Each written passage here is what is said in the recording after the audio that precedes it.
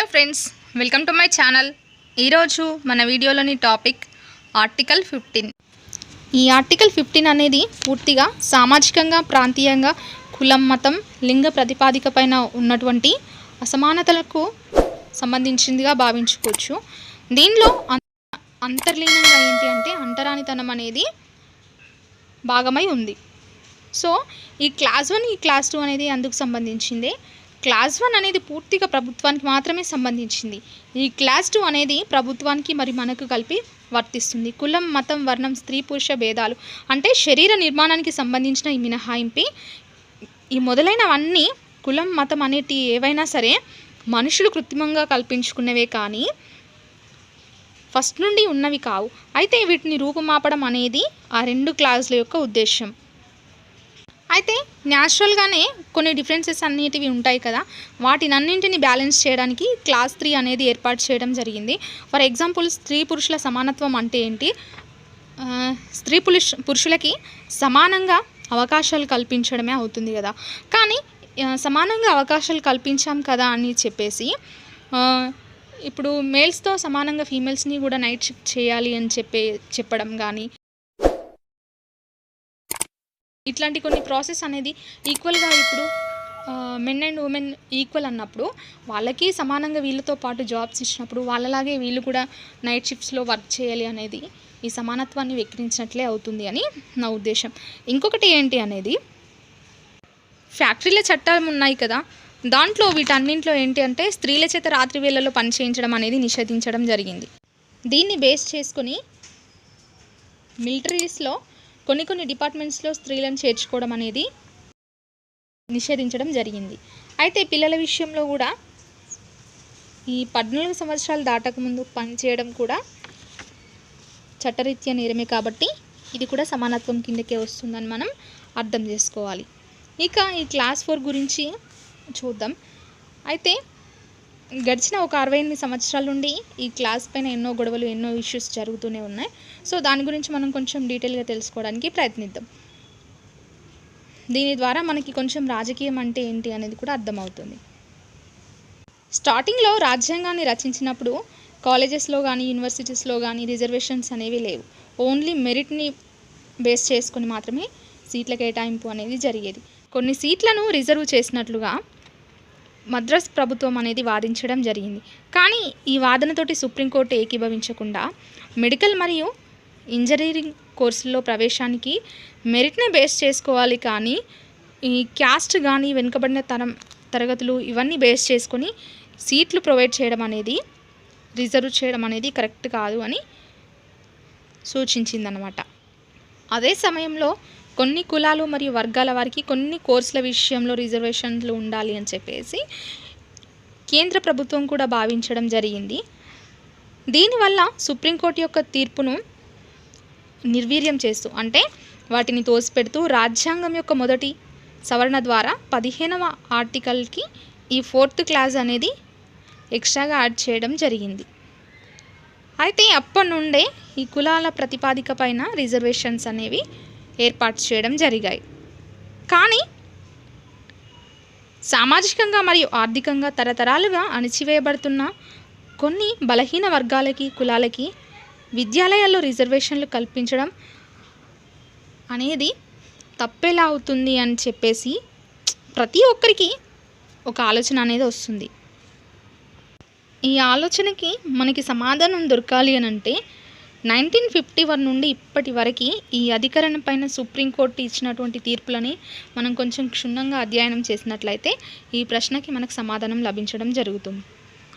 So ఇక టాపిక్లోకి కొంచెం డెప్త్గా వెళ్ళినట్లయితే,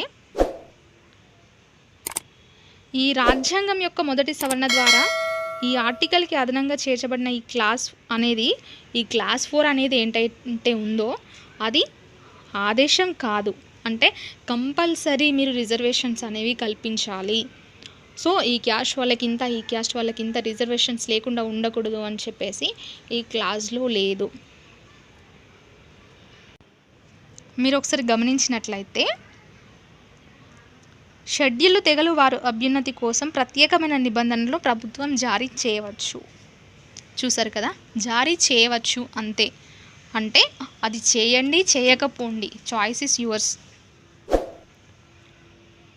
కానీ చేయాలి అని మాత్రం కాదు. కానీ ప్రతి రాష్ట్రం కూడా ఒక కాంపిటీషన్ వే, అంటే ఇప్పుడు ఏదో కాంపిటేటివ్ ఎగ్జామ్స్ జరుగుతున్నప్పుడు ప్రతి ఒక్కరికి పోటీ ఉంటుంది, నేనే గెలవాలి అని. సో అదే ప్రాంతాల్లో ప్రతి ఒక్క రాష్ట్రం కూడా పోటీ పడుతూ రిజర్వేషన్స్లని కల్పించడం జరుగుతూనే ఉంది. అయితే 2015 నాటికి రిజర్వేషన్స్ యొక్క ప్రాసెస్ అనేది పర్సంటేజ్ అనేది 70% చేరడం జరిగింది. ఇందులో ఇంకొక విషయం ఏంటి అంటే, కర్ణాటక ప్రభుత్వం వెనుకబడిన వర్గాల్లో మరీ వెనుకబడిన వర్గాలు అని చెప్పేసి ఆ పేరుతో రిజర్వేషన్స్ని 68%కి పెంచడం జరిగింది. అయితే ఇది కరెక్ట్ కాదు, ఇలా చేయడం కరెక్ట్ కాదు అని చెప్పేసి సుప్రీంకోర్టు 1963లోనే స్పష్టం చేసింది. ఈ కేసు ఏంటి అంటే Balaji versus state of Mysore. ఒకసారి మీరు సెర్చ్ చేయండి. ఇక్కడ మనం గమనించాల్సిన ఇంకొక విషయం ఏంటి అంటే, క్లాస్ 4 ప్రకారం వెనుకబడిన తనానికి బేస్ ఏంటంటే సాంఘికంగా మరియు విద్యాపరంగా వెనుకబడితనం. అంతేగాని ఈ కులం వాళ్ళే వెనుకబడిన తరగతులు, పర్టికులర్ క్యాస్ట్కి సంబంధించి వీళ్ళు మాత్రమే వెనుకబడిన తరం వాళ్ళు అని చెప్పేసి అలా ఏం లేదు. అందుకే ఈ క్లాస్లో కులం అనే ప్రస్తావన అనేది ఎక్కడా లేదు. అయితే మన దేశాల్లో ఏంటి అంటే కొన్ని ప్రాంతాల్లో వెనుకబడిన తనం అనేది కులంతో ముడిపడి ఉంది. కానీ అన్ని ప్లేసెస్లో అలా ఏం లేదు. అంటే మన రాష్ట్రంలో ఒక కులానికి సంబంధించిన వాళ్ళు వెనుకబడి ఉండొచ్చు, వేరే రాష్ట్రంలో ఆ కులానికి సంబంధించిన వాళ్ళు అన్ని రంగాల్లో ముందుగా ఉండొచ్చు. ఇక్కడ ఎవరైతే అభివృద్ధి చెందిన వర్గంగా ఉంటున్నారో వేరే రాష్ట్రాల్లో వాళ్ళు బలహీనంగా ఉండి కూడా ఉండొచ్చు. ఇటువంటి సందర్భాల్లో ఏమవుతుందంటే ఈ క్లాస్ 4 అనేది వర్తించదు. ఎందుకంటే క్లాస్ 4 ప్రకారం సాంఘికంగా వెనుకబడి ఉన్నప్పటికీ కూడా విద్యాపరంగా ముందున్నట్లయితే రిజర్వేషన్స్ అనేది వర్తించదు. అలాగే ఒక వర్గం విద్యా విషయంలో వెనుకబడి ఉండి సామాజికంగా వెనుకబడకుండా ఉండినట్లయితే రిజర్వేషన్స్ అనేది వర్తించదు. అందుకే ఈ క్లాస్ 4లో సాంఘిక మరియు విద్యారంగాల్లో వెనుకబాటుతనం అని పేర్కొనబడిందే కానీ సాంఘిక లేదా విద్యారంగాల్లో వెనుకబాటుతనం అనేది అని పేర్కొనబడలేదు. అంటే మొత్తం మీద గమనించాల్సింది ఏంటి అంటే, మొదటి రాజ్యాంగ సవరణ జరిగినప్పుడు వెనుకబడిన కులాలకి సంబంధించి వారందరికీ గంపగుత్తగా, అంటే ఒకటేసారి ఒక కలగుర గంపలాగా వాళ్ళందరికీ రిజర్వేషన్స్ కల్పించాలి అనేది అప్పటి ప్రభుత్వం యొక్క ఇంటెన్షన్ అనేది కాదు అని మనం అర్థం చేసుకోవడం జరగాలి. అయితే ఈ వెనుకబడిన వర్గాల నుండి ఈ కులాల నుండి క్రిమిలేయర్ని మినహాయించి, అంటే క్రిమిలేయర్ అంటే ఏంటి అంటే షెడ్యూల్డ్ కులాలు వెనుకబడిన తరగతులకు చెందిన వ్యక్తులు కలెక్టర్స్ అయినా, బ్యాంక్ అధికారులైన, ప్రభుత్వ అధికారులు అయినప్పటికీ కూడా వాళ్ళ పిల్లలు కూడా రిజర్వేషన్స్ యొక్క ప్రయోజనాలను అనుభవించడం అనేది జరుగుతుంది. అయితే ఆ మేరకు రిజర్వేషన్లకి నిజంగా ఎవరైతే అర్హులైన వాళ్ళు ఉంటున్నారో వాళ్ళు నష్టపోవడం జరుగుతుందన్నమాట. దీన్ని క్రిమిలేయర్ అని అంటారు. అయితే ఈ క్రిమిలేయర్ని మినహాయించి అర్హులైన వారికి రిజర్వేషన్లు పరిమితం చేయాలి అన్నది అప్పటి ప్రభుత్వం యొక్క అభిమతం. కానీ వివిధ కులాలు వాటి యొక్క సమీకరణలు, ఓటు బ్యాంక్ రాజకీయాలు వీటన్నిటి పర్యవసానంగా ఏంటి అంటే ఆ దిశలో వర్గీకరణ అనేది జరగలేదు. కులం ప్రతిపాదికగా అందరికీ రిజర్వేషన్లు వర్తించే విధంగా దాదాపు అన్ని రాష్ట్ర ప్రభుత్వాలు చర్యలు తీసుకుంటున్నాయి. అయితే దీన్ని నివారించేందుకు, అడ్డుకునేందుకు సుప్రీంకోర్టు చేసిన ప్రయత్నాలు కూడా కొన్ని చాలా మట్టుకు విఫలం అయ్యాయి, కానీ సక్సెస్ అయిన విషయాలు చాలా తక్కువగా ఉన్నాయన్నమాట. అయితే రిజర్వేషన్లకు కులం ప్రతిపాదిక కాదు అని చెప్పేసి గతంలో సుప్రీంకోర్టు చాలా సందర్భాల్లో స్పష్టం చేసినప్పటికీ ఈ అధికరణం ప్రకారం రిజర్వేషన్లు అనేది సామాజికంగా మరియు విద్యాపరంగా వెనుకబడి ఉన్న పౌరులకు మాత్రమే అని కూడా సుప్రీంకోర్టు పేర్కొనడం జరిగింది. ఈ క్లాస్లో కులం అన్న ప్రస్తావన లేకపోవడానికి ఇదే కారణమని కూడా సుప్రీంకోర్టు విశ్లేషించడం జరిగింది. ప్రతి కులంలోనూ సామాజికంగా, విద్యాపరంగా ఒక పురోగమి లేదా ఒక అభివృద్ధి చెందిన వర్గం, అంటే అడ్వాన్స్డ్ సెక్షన్ అనేది ఉంటుంది. దీనిని క్రిమిలేయర్ అని కూడా అంటారు. అయితే ఈ వెనుకబడిన కులాల్లో ఉన్న ఈ పురోగమించిన వర్గాన్ని, అంటే ఎవరైతే డెవలప్ అయిన వాళ్ళు ఉంటారో అడ్వాన్స్డ్ సెక్షన్ని మినహాయించి ఆ కులాల్లో మిగిలిన వారికి, అంటే సామాజికంగా మరియు విద్యాపరంగా వెనుకబడి ఉన్న వాళ్ళకి రిజర్వేషన్లు అనేది పరిమితం కావాలి అనేది సుప్రీంకోర్టు యొక్క సూచన. అయితే ఈ క్రిమిలేయర్ సిద్ధాంతాన్ని సుప్రీంకోర్టు వెలుగులోకి తీసుకొని వచ్చిన తర్వాత చాలా మట్టికి ప్రభుత్వాలకి ఇబ్బందికరంగా ఉంది.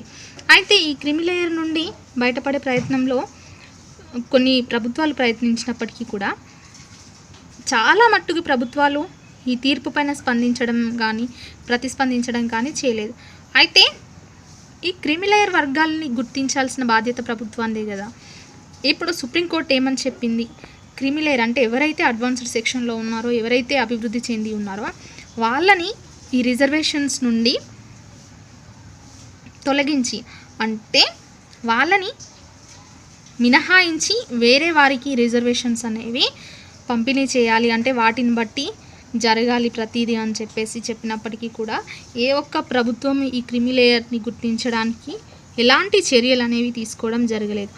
అయితే ఇంకొక విషయం ఏంటి అని అంటే, కేరళ ప్రభుత్వం అనేది అసలు మా రాష్ట్రంలో వెనుకబడిన కులాల్లో ఎవరు క్రిమిలేయర్ కిందకు రారు అని చెప్పేసి తేల్చి చెప్పడం జరిగింది. అంటే ఏంటి అంటే, ఈ వెనుకబడిన కులాల్లో వర్గాల్లో ఎవరు కూడా అభివృద్ధి చెందలేదు అని అర్థమా, లేకపోతే ఈ రిజర్వేషన్స్ నుండి వారిని తప్పించడం అనేది మినహాయించడం జరిగితే వారికి సంబంధించిన ఓట్లు అనేవి నష్టపోతారు అనే విషయాన్ని కూడా మనము అర్థం చేసుకోవాల్సిన అవసరం ఉంటుంది. అయితే 1995లో ఈ సుప్రీంకోర్టు ఇచ్చినటువంటి ఈ తీర్పును బేస్ చేసుకొని ఒక చట్టాన్ని అనేది తీసుకురావడం జరిగింది. అయితే ఆ చట్టాన్ని సవాల్ చేస్తూ సుప్రీంకోర్టులో ఒక రిట్ పిటిషన్ దాఖలైనప్పుడు కొన్ని సుదీర్ఘమైన వాదనల తర్వాత ఆ చట్టంలోని కొన్ని సెక్షన్స్ మాత్రమే రాజ్యాంగానికి విరుద్ధంగా ఉన్నాయి, అంటే ప్రాథమిక హక్కులకు సంబంధించి ఆర్టికల్ 14, 15 మరియు 16లకు విరుద్ధంగా ఉన్నాయి అని చెప్పేసి సుప్రీంకోర్టు ప్రకటించడం జరిగింది. ఆ క్రమంలోనే దేశంలోని కేంద్ర రాష్ట్ర ప్రభుత్వాలు వ్యవహరిస్తున్న తీరుపైన కొన్ని ఘాటైన విమర్శలను కూడా చేయడం జరిగింది. అయితే ఒక పక్క క్రిమిలేయర్ను నిరాకరించడం ద్వారా ప్రభుత్వాలు బుద్ధిపూర్వకంగానే కాలయాపన చేస్తూ మరికొన్ని వర్గాల వారిని అదనంగా వెనుకబడిన జాబితాలో చేర్చుతున్నాయి అని చెప్పేసి ఈ ప్రాసెస్ అనేది ఇలాగే కంటిన్యూ అవుతుంటే రిజర్వేషన్లు అనేవి ఏ లక్ష్యం కోసం ఏర్పాటు చేయడం జరిగిందో ఆ లక్ష్యం అనేది నీరుగారిపోతుంది అని చెప్పేసి సుప్రీంకోర్టు అనేది వ్యాఖ్యానించడం జరిగింది. Ashok Kumar Thakur versus union bank of India 2018 ఈ కేసులో తీర్పునిస్తూ సుప్రీంకోర్టు ఈ విధంగా చెప్పడం జరిగింది. ఏంటి అంటే, రిజర్వేషన్లకు కులం ప్రతిపాదిక కానే కాదు. అయితే ఒక నిర్దిష్ట కులంలో ఉన్న వెనుకబడిన వర్గాల పౌరులకే రిజర్వేషన్కి అర్హత ఉంటుంది. అందువల్ల ఆ కులం నుండి ఎవరైతే అభివృద్ధి చెందిన వర్గం ఉంటుందో వెనుకబడిన వర్గాలకు చెందిన పౌరులను మినహాయించాలి. అయితే వాళ్ళని సపరేట్ చేసి రిజర్వేషన్కి కులమే ప్రామాణికంగా తీసుకోవాలి అని అనుకుంటే ఆ కులంలోని సామాజికంగా మరియు ఆర్థికంగా వెనుకబడిన వర్గాన్ని గుర్తించాలి అంటే ముందుగా మనం ఏం చేయాలి, ఆ కులంలోని క్రిమిలేయర్ వర్గాన్ని ముందుగా తొలగించాలి. అప్పుడే కదా ఎవరైతే అభివృద్ధి చెందిన వాళ్ళు ఉంటారో వాళ్ళని సపరేట్ చేసినప్పుడే కదా ఎవరైతే అభివృద్ధి చెందకుండా ఉన్నారో వాళ్ళకు సంబంధించిన డీటెయిల్స్ అనేవి మనకు తెలుస్తాయి. సో ఈ ప్రాసెస్ వల్లనే రిజర్వేషన్ యొక్క ఫలితాలు అనేవి ఎవరికి దక్కాలో వారికి దక్కుతాయి అని చెప్పేసి సుప్రీంకోర్టు చెప్పడం జరిగింది. అంతేకాకుండా సుప్రీంకోర్టు మరొక సూచన కూడా చేయడం జరిగింది. అదేంటి అంటే, ఒకానొక దశలో ఒక వర్గం లేదా కులాన్ని వెనుకబడిన కులం లేదా వర్గంగా పరిగణించినంత మాత్రాన శాశ్వతంగా అదే ప్రాసెస్ అనేది కొనసాగరాదు అని చెప్పేసి ఆ వర్గం లేదా కులం సామాజికంగా అభివృద్ధి చెందిందా లేదా అనేది ఎప్పటికప్పుడు పరిశీలిస్తూ ఉండి ఆ వర్గం లేదా కులం సామాజికంగా అభివృద్ధి చెందినట్లయితే ఆ వర్గం లేదా కులాన్ని ఈ అధికరణం నుండి తప్పించాలి అని చాలా కాలం క్రితమే స్పష్టం చేయడం జరిగింది. ఏంటి అంటే, ఈ రిజర్వేషన్ ప్రాసెస్ అనేది జరుగుతున్నప్పుడు ఇప్పుడు ఒక క్యాస్ట్కి సంబంధించి ఒక ట్రైబ్స్కి కానీ సంబంధించి మనం రిజర్వేషన్స్ అనేది కల్పించినప్పుడు కంటిన్యూస్గా ఈ రిజర్వేషన్స్ ప్రాసెస్ అనేది జరుగుతూనే ఉంది. అంటే దానికి అర్థం ఏంటి? రిజర్వేషన్స్ యొక్క ఫలాలు వాళ్ళు పొందుతూనే ఉన్నారు. అంటే రిజర్వేషన్స్ యొక్క ఫలాలు వాళ్ళు వాడుకుంటున్నప్పుడు కంపల్సరీగా అభివృద్ధిలోనికి వస్తారు కదా. వాళ్ళు అభివృద్ధి చెందారా లేదా అనేది ఎప్పటికప్పుడు పరిశీలిస్తూ వాళ్ళు అభివృద్ధి చెందనట్లయితే, ఇంకా అదే స్టేజ్లో ఉండినట్లయితే వాళ్ళ అభివృద్ధికి ఇంకా కొన్ని అవసరమైన చర్యలు తీసుకుంటూ ఉండాలి. లేదు వాళ్ళు అభివృద్ధి చెందినట్లయితే ఆ వర్గాన్ని ప్రత్యేకించి మిగతా వారికి ఈ రిజర్వేషన్స్ యొక్క ఫలాలు అనేటివి మనం అందించినట్లయితే అందరూ ఈక్వల్గా అభివృద్ధి చెందడానికి అవకాశం ఉంటుంది అని ఈ సూచన యొక్క అర్థం. ఓకేనా ఫ్రెండ్స్, మీకు ఆర్టికల్ అనేది క్లియర్గా అర్థమైందని నేను అనుకుంటున్నాను. మీకు ఇంకేదైనా డౌట్స్ ఉంటే నన్ను ఒకసారి అడగండి. ప్లీజ్ మీరు తప్పకుండా నా ఛానల్ని సబ్స్క్రైబ్ చేయండి. పక్కనే ఉన్న బెల్ ఐకాన్ని ప్రెస్ చేయడం ద్వారా నా ఛానల్ నుండి వచ్చే వీడియోస్కి సంబంధించిన నోటిఫికేషన్ అనేది అందరికంటే ముందుగా మీకు రావడం జరుగుతుంది. ఓకేనా friends, thank you for watching.